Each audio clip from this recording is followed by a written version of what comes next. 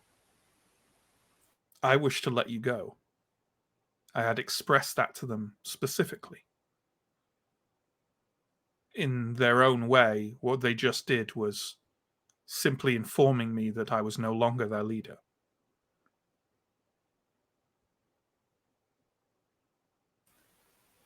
If I see you or any of them before we get back to Kavosti, I'm going to try and kill you. I For now, think that go. if they wanted that conflict, you would not see them. Maybe. I will take my leave then. Where will you go? Is it? Somewhere out of the sight of your angrier compatriots.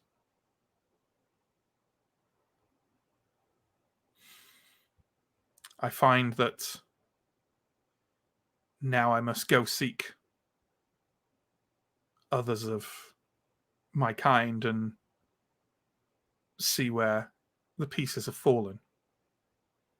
It is important to choose the right companions, is it not? He definitely, as he turns to as he says this, he definitely shoots a loaded glance at Arendar and Steo.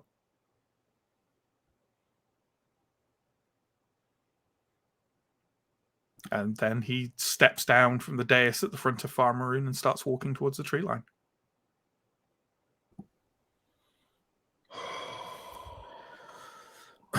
You've still got that bow. Whatever disagreement is going on between that elf and the other elves, I suspect they would put it aside the minute somebody tried to put an arrow in him. Thank you. Well, That's you have the quick while patience. we're ahead. You have the patience of a saint priest to have friends not wish to take revenge on your behalf. It's not about not wishing to take revenge, Degesto. It's about wanting to be able to walk out of this forest one day. We don't do that by attacking that elf over there. Let's think we have think. to let him Let's leave, leave. but- Yeah, the next time I tell you, don't talk to fucking elves. Let's not talk to fucking elves. All You right. didn't have a problem All right. talking to elves when they're offering to pay you. You know, Templar, you've made my own point against me. And it's fair. We should just leave. You are correct.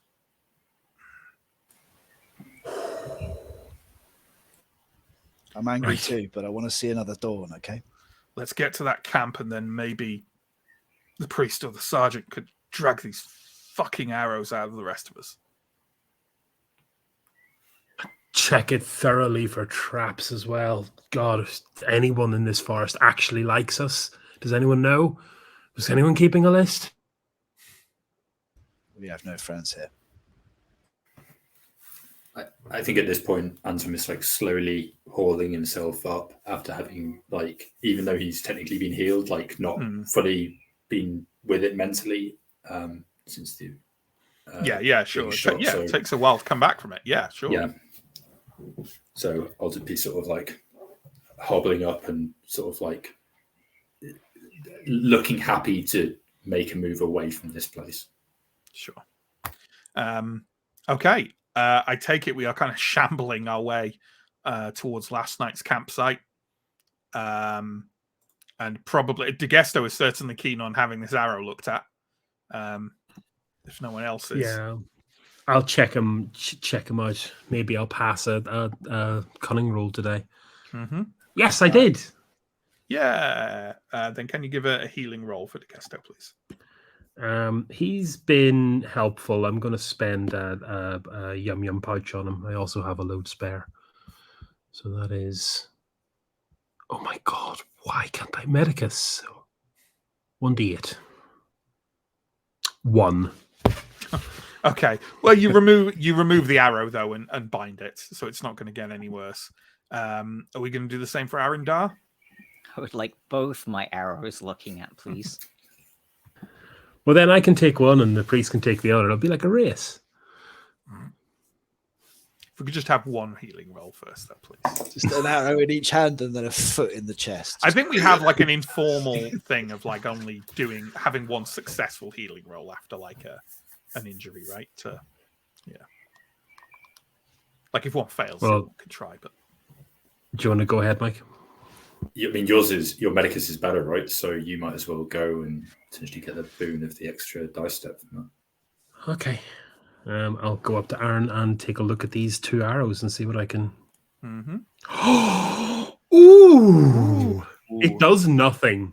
Well, no, you know what? Take a +1 to the healing roll. Oh, you're so kind. Something. That's 6. That's somewhat respectable. I like that you used the herbal cure into Gesto, but not Arundar. No, I did. That was a D8. Sorry. Oh, right, that was the D8. Yeah. Okay. Yeah. So there we go. Both of you have your wounds bound. And after it's done, Gesto kind of stands up and says, "All right, let's take our own advice. South, as fast as we can go." Yeah, Okay. that's Pack a up bit the better. camp. We've got half a day's travel before it nightfall again. Mm-hmm. Yeah, and you strike camp and start heading south. He says, kind of, God, I honestly, can anyone? This is really bad. Can anyone remember how long the travel between Farmaroon and the Sun Temple took? I reckon we are half a day or less from the ridge where we spent the night before we got to Farmaroon. Mm-hmm. And from there, a day to the Etikop. And then to the Sun, but you're not guaranteed to go by the Etikop again. Do you know what I mean? Like, No, but like that's yeah, and then I think another day to the Sun Temple. I think we're 2.5 days from the Sun Temple. 2.5 days sounds about right to me. I think so. Yeah, that sounds right to me. Yeah. Okay. So half a day passes as you trudge through the forest. You find yourself on the ridge where you camped. In fact, you know what? You find the remains of your camp. And you manage to set yourself up again there. Is there any discussions, interactions, role playing that we wish to do? Kind of, it feels like we reached a little bit of a conflict point there. De Gesto is going to kind of more or less keep to himself and seem pretty kind of contrite about his inflammatory actions at the end there. Not to the point of actually apologizing. But certainly, like, he's gonna kind of like, he seems to have broadly acknowledged that being so bloodthirsty probably wasn't a good idea. He blew up the priest. He talked us into taking the north entrance to where the elves were, and then he tried to pick a fight. Like, it was a bad time.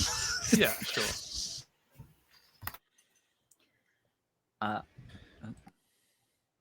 Yeah, I don't. Yeah, I maybe I'll kind of side eye Arundar once or twice during the kind of the meal, but I don't think I've anything major to say.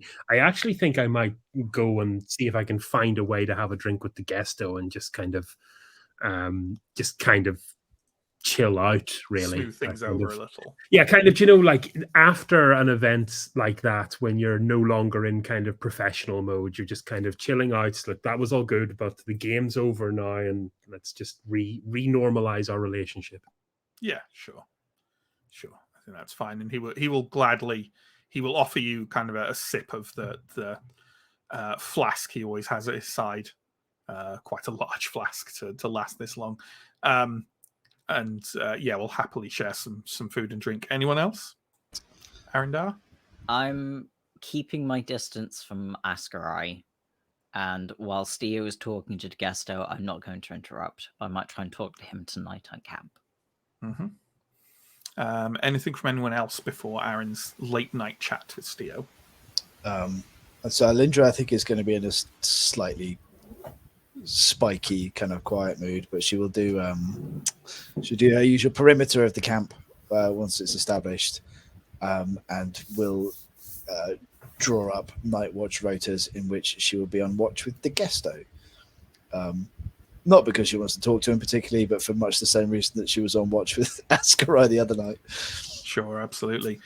As you're doing your kind of like patrol on the outskirts of the camp, Revelia is at your side and sort of says, Saralindra, Yes?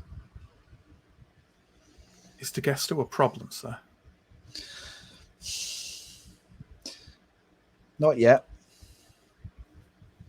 I don't trust him. I haven't from the start. And I'm waiting to be proved right or proved wrong about him.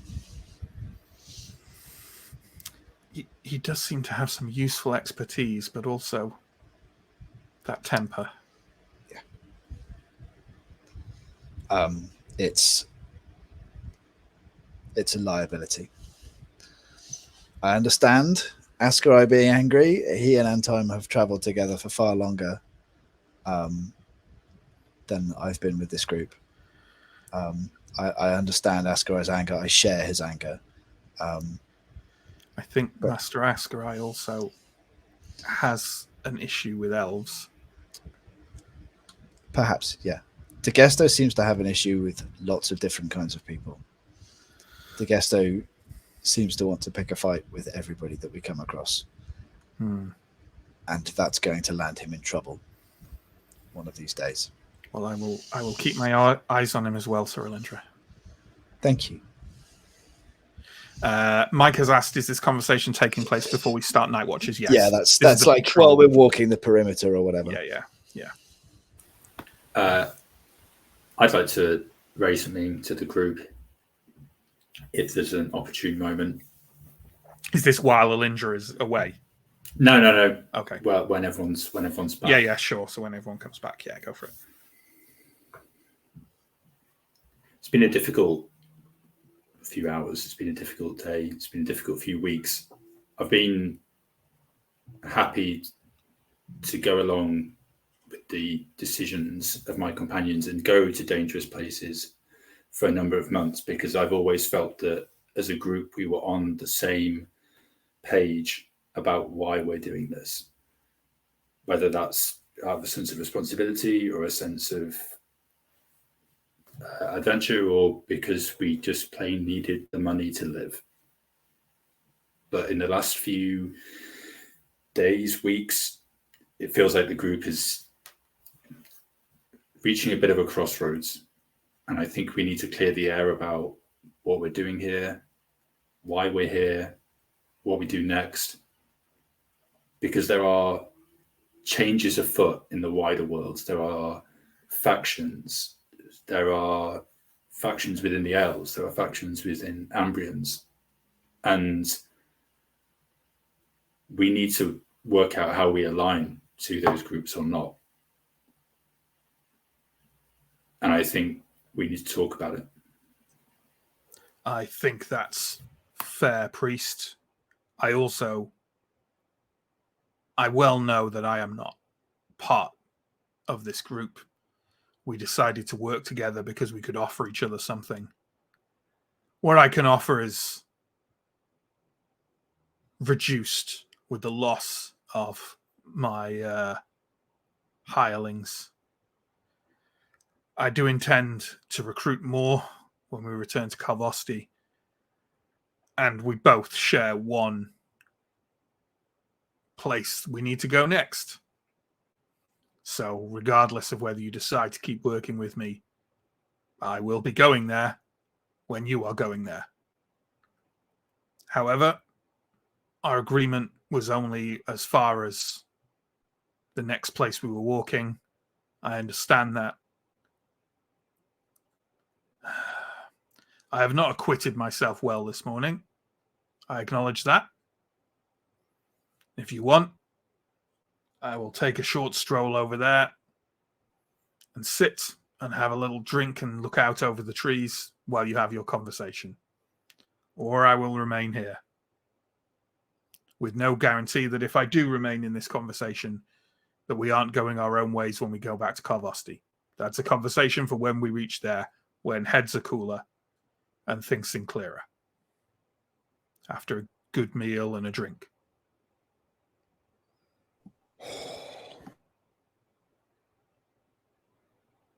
I appreciate that, DeGusto. And I don't know how the rest of the group will feel about you being in this conversation or not being in this conversation, but my understanding is that you have been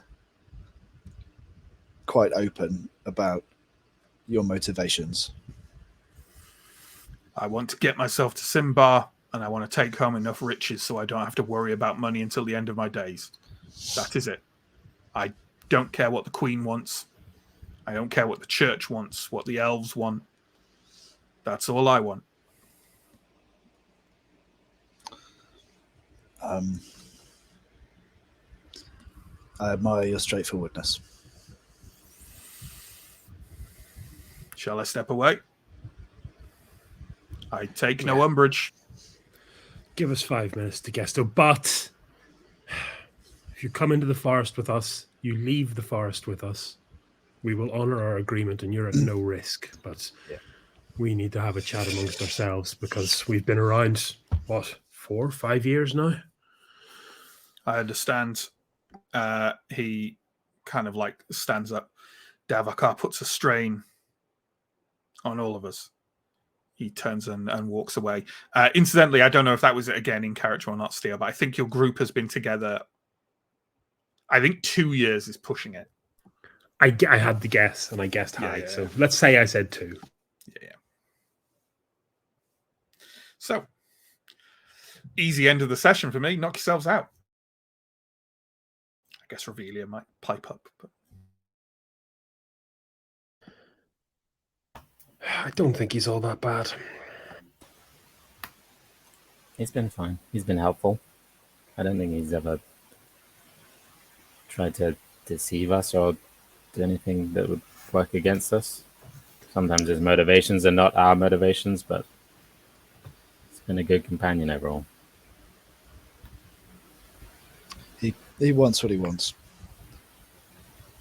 Sometimes that makes him a liability. But I think what Anton was getting at by calling this isn't so much what the Gesto wants, but what we want.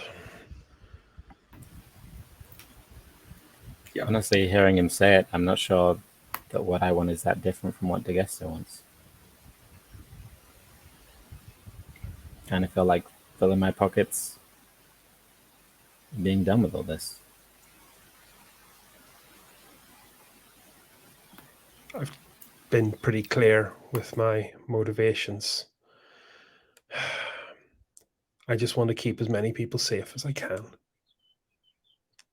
Not let Thistlehold fall to stupid chaos, the stupid greed and chaos that Ambria tends to drag with it wherever we march. You see, Steo, I might need a little bit more from you on that one because lots of people have different ideas about how to keep people safe. You all know my opinions on this forest. It's to be avoided at all costs. Now, I'm not stopping anyone filling their boots. But maybe we just need to shut the door behind us. Carefully, properly, and not run headlong into... You saw that troll. Like, that is the hubris of Symbar.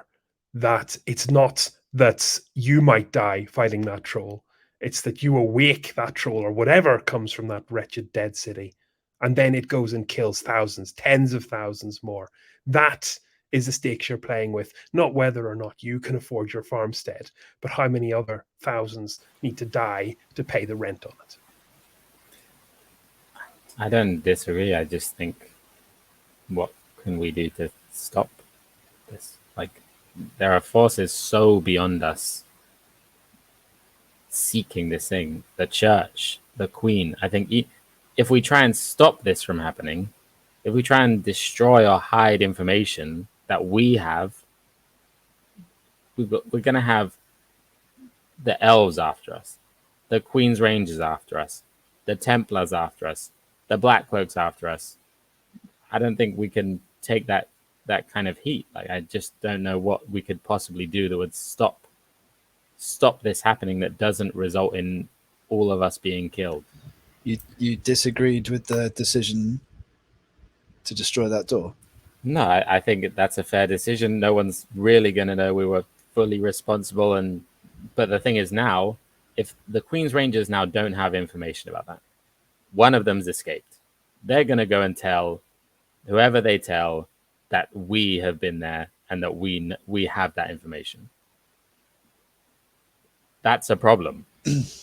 Perhaps. On that front, I'm with Steo, though.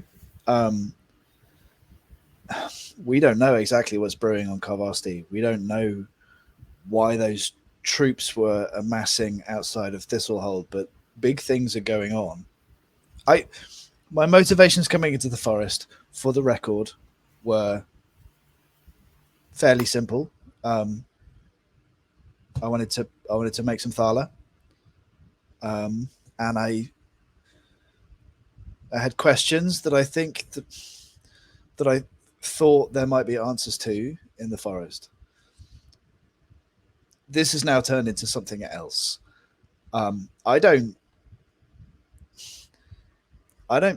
particularly like our chances of finding Elmendra. I'm not sure that I believe that we'll ever find Symbar, but I think it's worth trying to do those things, if only now that the information is out there that Elmendra exists, that Elmendra says that she knows what she knows, it has set a gold rush in motion, which, let's not mess about here, could tear Ambria apart, could tear Davakar apart. So if we have to take some heat in order to destroy the things that we find so that people can't come after, so that the masses that are making their way up the Margamore now don't get to find the things that we found, don't get to try and find Symbar, I'm okay with that. That's where I am.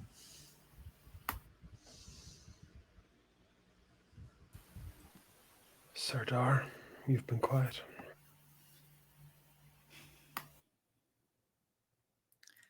If we are laying our reasons and our actions on the table, then I came into this forest much the same, to seek thala and prestige, and perhaps the note of the Queen to rebuild the name of House Star, because I wanted to do my family proud. And now something is happening, and I can't help thinking that something happened to Symbar.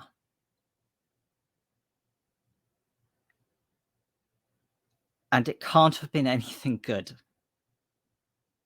There must be a reason why the name of Symbar is so associated with corruption.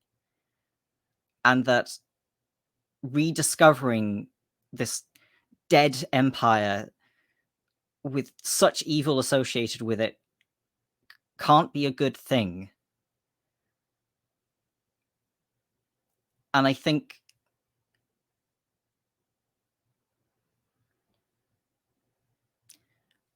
I feel like maybe House Star would feel the noble cause more important than just being nobles.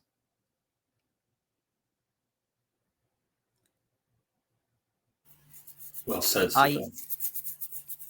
I think that the elves are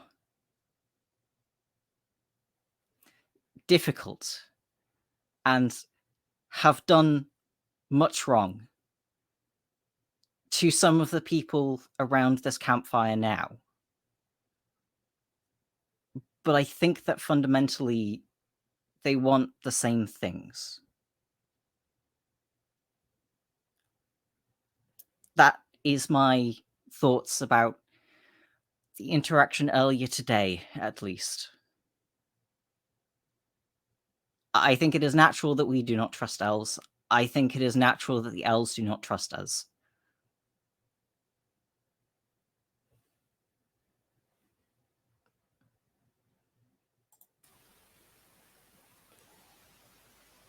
I think, it's important to remember the bit about us not trusting elves. They definitely don't trust us. He demonstrated that quite clearly. But I think we can't achieve similar goals if we are threatening to kill each other. I can see why the elves don't trust us. I think it's the same reason that Father Anton started this conversation. Are we here as treasure hunters? Or which would put us, I think, at odds with the elves trying to exploit the forest? Or are we here to try to stop other people following this path to Symbar or whatever purports to be Symbar? If we're doing that, our interests may be more aligned. But yeah, trust is not something that we're going to be doing. I want to lighten the burden because we've all fought together for a while.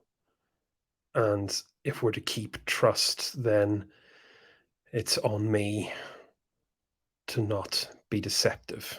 So Stia will reach into his pocket and hold out his hand with the iron pact ring. I took the pact. So my goal is, as I have said, to protect lives. And if that means stopping the way to Symbar, I will take that chance. When? A couple of nights ago. You don't think it was coincidence that the elves were all shooting wide? I mean, technically, you took it literally this morning, I think. Yeah, in fairness. I mean, not that wide. But In truth, the conversation was had in the Hall of Dying Dreams. Not the hall where no tear. The halls of 1,000 tears. The halls of 1,000 tears. Well, technically, sorry, I hate to correct. But I also love to correct. So, it swings and roundabouts. I believe the initial conversations you had with Tiaratiana upon perhaps taking the pact were actually at the site of the resurrection of Eox. Yes, that's true. Yes. But I'm still keeping... And then after that, you were told to find Malahai. And when you finally found Malahai, he obviously talked to you and Arendar. And then this morning, he literally was like, "Do you want it?" But not like that. So let me be clear, Theo. You're working with the elves in an alliance intended to keep all Ambrians out of Davakar forever. No. Please, that's... My goal is, as I have stated, I want to keep as many people safe as possible. It is as I've said. We want to go diving into Symbar. Let's do it. My goal, if we get there, will be to make sure that we are the only ones who get there. I want to shut the door. And sorry to just press pause on the conversation a second, because I just want to reiterate some context, both for players and for viewers.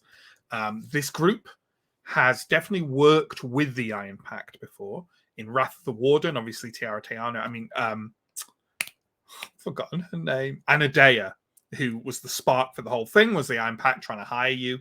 But also, and something where this might differ a little bit for Elindra, prior to Elindra joining the group, in Fever of the Hunt and Bell Tolls for Castor, you all also worked very closely with Semmel, who is a member of the Iron Pact. So just to reiterate, and this is more for viewers than the players, that a revelation that you're within the Iron Pact, like, while it's like, whoa, it also might not have a hugely negative context for this particular group. I guess having joined is different to having Yes. worked with, though, right? Like that's absolutely. And Elindra doesn't have the previous context before Wrath of the Water. Yeah, I think you're making a mistake. I'm not going to say that I think we can still work together, but every human we've known to be part of the Iron Pact has either died or would have died without our intervention. The elves will not care about you. They will, I mean, as you've seen, you will be used. You'll be left out to dry if it benefits them. Their motivations, whatever you think they might be, I don't think the elves have the sense of morality that human society has. They don't. It's different. They simply don't. They don't care about the things that you will care about, and ultimately, I think that difference will become clear, and you're likely to pay the price. But I think what you're saying, I'm not against. I would like to help people. Maybe it's me. Maybe I'm not as good a person as the rest of the people here, but I want to help people. I can't fight all of Ambria and all the elves to do it while not taking anything for myself. That's not what I'm here for. I don't feel like I owe that to the people of Ambria or anyone else. I can't make that choice. I still need to get paid too, Ascarai. I'm with Steo and wanting to protect people, but I'm definitely with you on wanting to be paid. But I think we want to make sure that whatever you take as payment isn't horrifically cursed and deadly to you. I think we can all agree on that, Ascarai. No, I think, yes, I would like to not be cursed and horribly corrupted and turn into abomination. I'm well with you on that one. For what it's worth, lad, I don't trust the elves. I trust them as much as I trust House Collinor. I have very little trust left in me after the things I've seen and done. I just hope that you will accept that if I could have trust with anyone, it would be with you four. I would hope that your trust still lies far more with us than with the elves. Think of Anadea. Did we ever see a hint of regret from any of the elves that she trusted? When Semmel was alone asking for help from the Iron Pact to try and prevent what happened at Cylindra's Hope, did he get anything? Was he left to die from an elf that came out of the ground? I mean,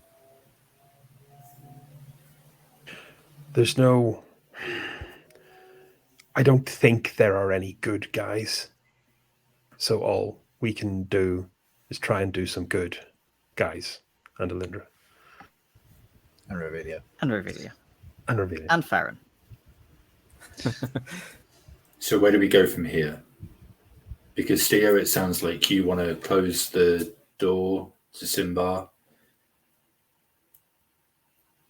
I think we're on the same page. Like I said, we shut the door. We shut the door behind us. It's as good as shutting it in front of us. And that's my decision. That's not the elves telling me that. That's my ethics. What Aaron said was right. Symbar is not a word Symbar is only a word that's associated with riches. If you're from Ambria, if you're from the forest, you know it's trouble. Where are you, Father? A lot of what Sadar said rang true. Symbar was potentially a place of great corruption. But I'm in two minds about how to deal with that. Because on the one hand, I believe that corruption should be purged. But the other part of me is fearful that we or someone else would unleash that corruption, and it would be too much for us to contain. And so honestly, I think I could be persuaded either way on what we do from here. And there is a secondary consideration that we need to eat. We need to live.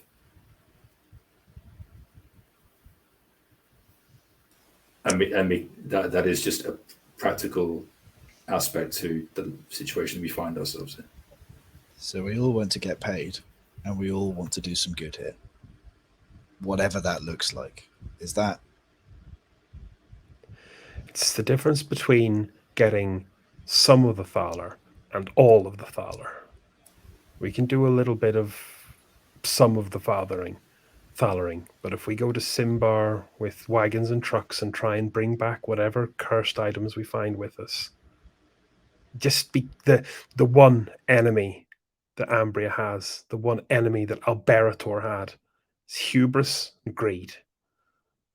So we need to watch ourselves. And I don't know how to say. I mean, we've already got paid. There'll be Thaler enough off the back of what we have already. We just have to get home safe to cash it in.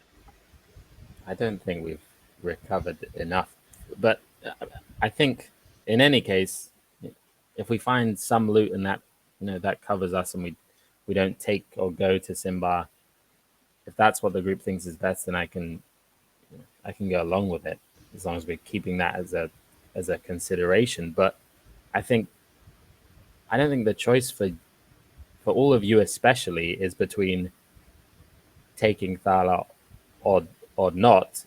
I think if you're making the choice to stop other Ambrians, specifically the Ambrian authorities, getting to Symbar, you need to be prepared that you may never be able to go back to Thistlehold. You may never be able to be a part of the church. For me, I think it's less of a sacrifice to do that, because I mean, I'm from the north. I can head north and maybe find a place there. For all of you, Ambria is what you've known, and if you stop the Queen getting to Symbar, if we facilitate a gold rush for Symbar, there may not be an Ambria to go back to that we recognize. I think because it's a good choice. Is just have it in mind. I don't need the endless riches of Symbar. Like, it doesn't have to be Symbar that we get paid from. I would rather it wasn't. In fact, I don't think it exists, and if it does exist, I don't fancy our chances of surviving it. And if we do survive it, I don't want anybody else going there. So I think it's agreed, whatever we do, as much as possible, and I hope you'll be with me in this, we shut that door when we come to it. What side of that door we're on, fortune will tell. That's why I had the Gesto destroy the door we were just at.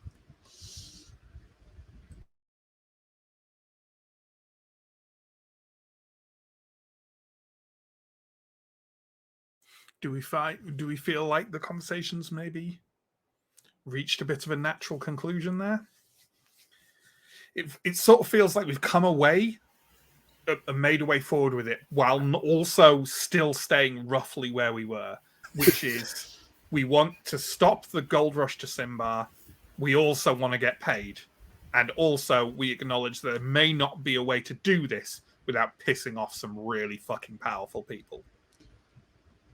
Yeah, that's about the size of it, I think. Yeah. Okay. Yeah. Okay. Just in the interest of the time of the stream, the conversation is had. DeGesto returns to the camp, and I suppose everyone settles down for the night. Obviously, Elindra, you can do your watch with DeGesto and the like. After you do so, and after you go back to your camp roll, could you do something for me? Could you give me a resolute roll, please, Alindra? Sure. Resolute. It's an 11. I get a 9. So yeah, pass. Okay, that's fine. Go to sleep. Perfectly fine. Everything is fine. Everything's fine. Fine. Just before we wrap up the stream, I'd actually like to fast forward a bit. Okay. Does anyone have an objection to me fast forwarding 2 days?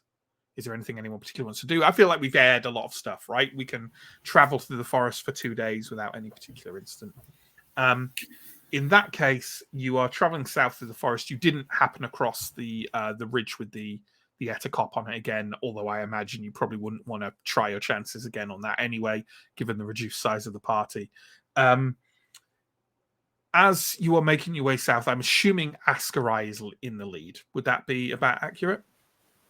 Probably, yeah.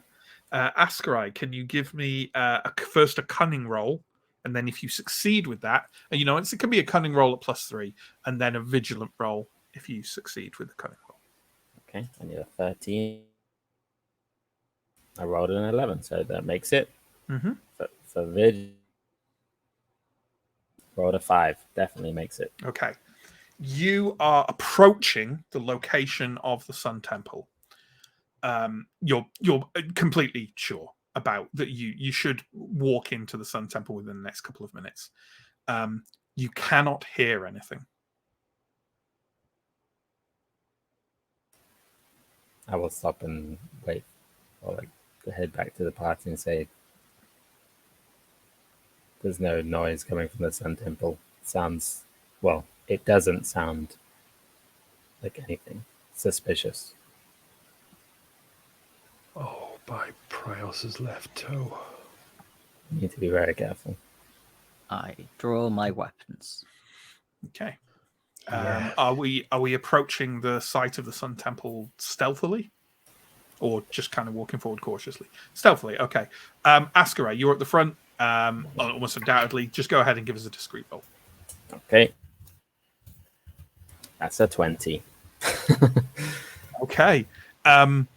As you step up to the edge of the clearing, of the large clearing that the Sun Temple is, you can see the buildings ahead of you. You can see, obviously the Sun Temple itself, as I said, is mostly underground, right? So you can see the sort of rubble of walls at maybe calf height that form the ridge of it. You can see the kind of sort of roughly built bunkhouse buildings that the others were part of.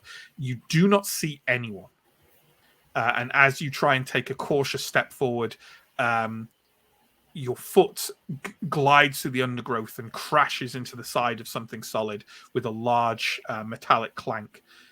You look down and see the body of a Templar in front of you, clearly struck down with some kind of bladed weapon that has gone through kind of their head and into their shoulder.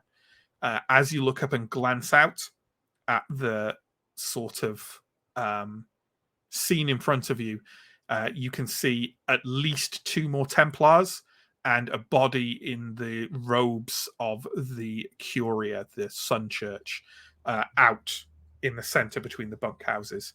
Other than that, it is silent and calm, and the clouds roll back, and for the first time this year, you feel the heat of a spring sun on you as the forest kind of almost deceptively erupts into a kind of soft and gentle bird chorus as you gaze out over the undoubtedly rotting and decomposing bodies out in the remains of the Sun Temple.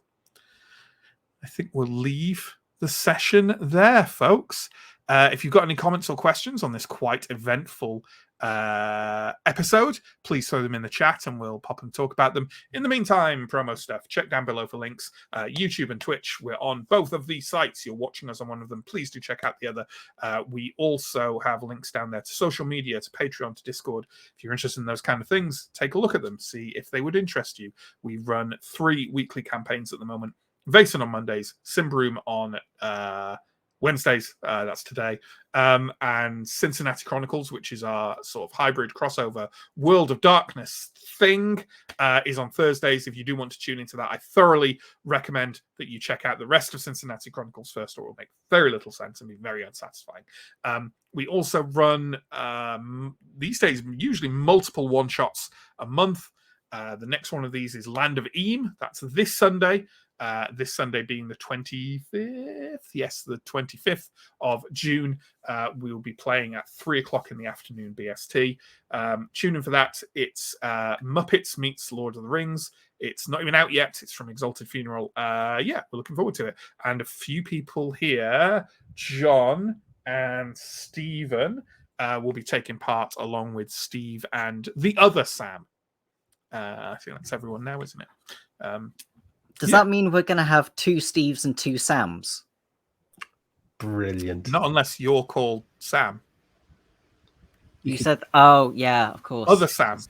Yeah. This Sam is not in it. Did Other you just Sam. confuse yourself for a Sam? No, I There thought are by Sams pointing that happen. that way and that way, he was also including the diagonal. But no. There is. I see what's going on. There we go. And then next month, we've got 2, weirdly, it's Motorbike Month. We've got 2 motorbike-based TTRPGs in that we have Johnny running a Bat Out of Hell themed thing. No one else knows what that's really about. I mean, Bat Out of Hell, presumably. And then later in the month, I'll be running Hell Knight, which is an indie doom biker art punk thing. Lovely retro 80s nonsense. Yes. There we go. John, get those comments and questions going, please. With the Muppets non-union equivalents. I wrote a comment in there that really made me laugh, and no one else reacted to it in the slightest. So I'm going to assume that's just a Matt thing. I mean, give me the context. Don't Kick Food wrote Muppist, and I responded with Mupper, Muppist. Which I thought was really brilliant. fucking... I thought it was funny. That's all I'm saying. I think it was good. Yeah. But if there's I think any it was one good. thing our Steam intros tell me, it's what I think is funny is not what other people think is funny. So there we go. Next. The intro was funny in a very strictly Charlie Brooker sense of the word. Yeah, I aim to be the Alan Partridge of streaming. That's my goal. Now after I bullied John into displaying my stream comment that I thought was funny, John, feel free to put on everything else. Steve, we're screwed any which way. We might as well be rich. Yeah. I think it would be interesting to see, like, presumably some form of this conversation plays out in every party that goes and does this campaign. You'd imagine, yeah. But like, I wonder how differently it plays out if you end up with a party of like completely gung ho like treasure Munchkins. seekers. Yeah, Munchkins, which is like, I mean, it's in the rule book that is kind of like a part of Ambrian character, right? Like, oh yeah. People, it's a widely held belief that the forest is there just to be exploited. Mm-hmm. Yeah, absolutely. Yeah. It's interesting, and I think it, like, the way the game and the story is built, it backs up the thematic elements of it. In that, if you go into Davokar with that mindset of plunder it and don't give a fuck, you will have a harder time because everything will try and kill you. So, like, yeah, it's. Yeah. Well, I mean, we're trying to be nice, and a bunch of stuff is trying to kill us as well. So, like, I mean, not that nice. Swings and roundabouts. So, yeah, I mean, And not Nice. as much So stuff was trying to kill us. Nice asterisk. Yeah. Conjunctive to that, I want to know, just from the chat, I suppose, and from the field, did I drop the Iron Pact bomb too early? Could we have milked it a bit more? Oh well, undoubtedly you could have, yeah, but I don't think it didn't feel like Steo's kind of an honest guy.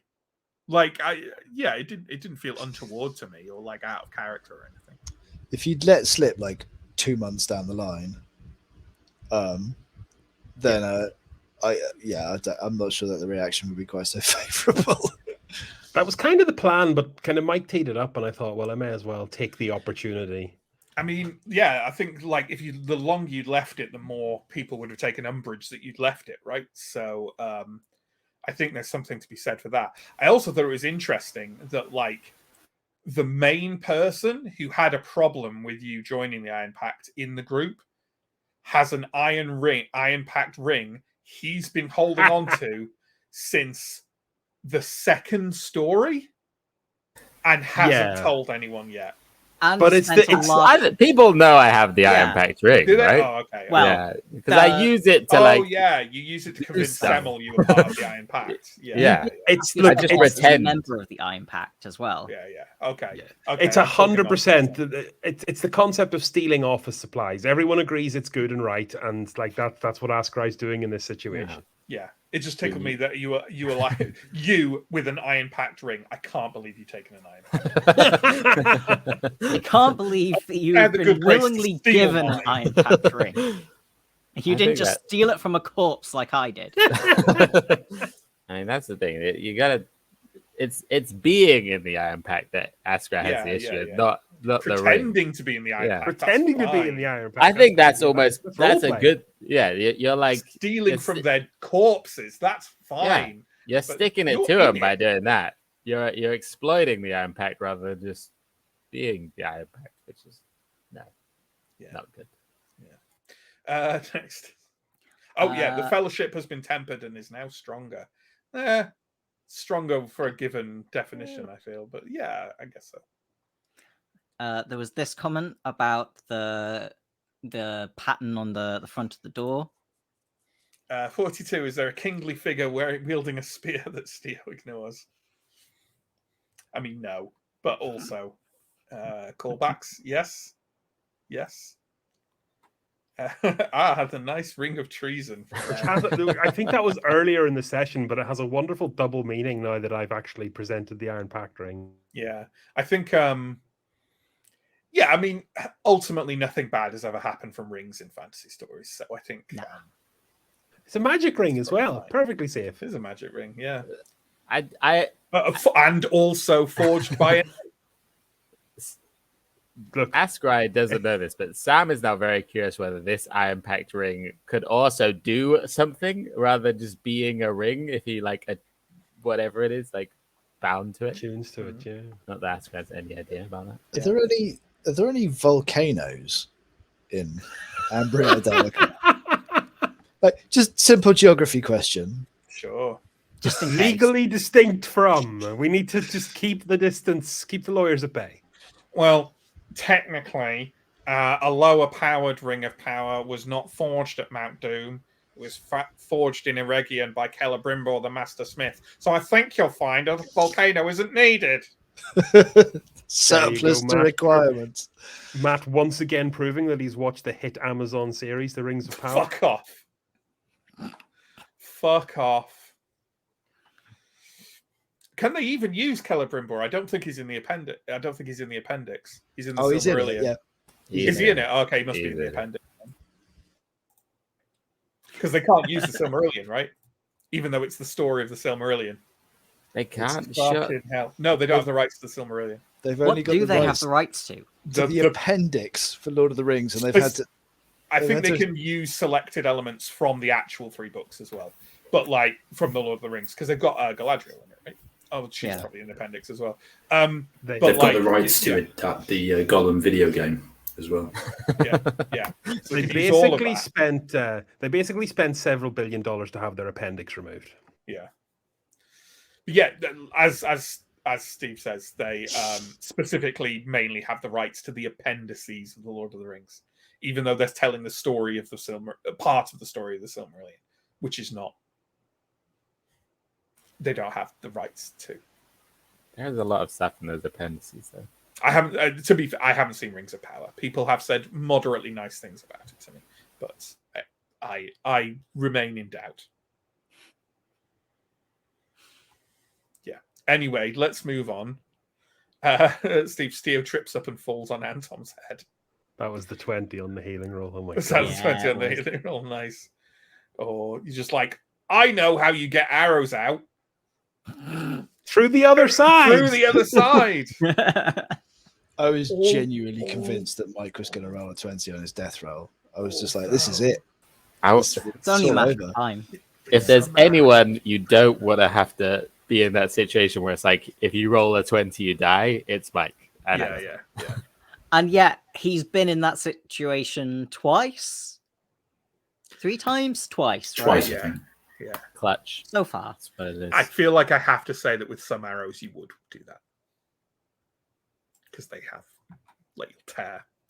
It's better to push them through than to Never depending work. on where they are in Children, your body. animals, or nerds. Everyone. Next. That's it. You know what? I'll throw this one in. For Heron. Oh. When he was your heir. And we also had a follow recently from the wonderfully named Lofty Games. So thank you for your follow.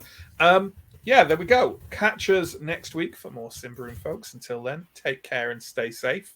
And we hope you have a better week than these characters had a day. So there we go. Take care. Stay safe.